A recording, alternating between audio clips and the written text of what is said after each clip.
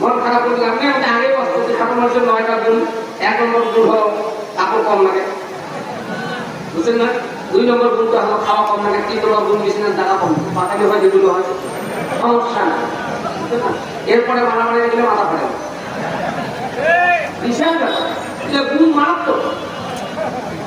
মা বলে না আরো স্বামী যা কপাল লাগতে চান, বুঝছেন না?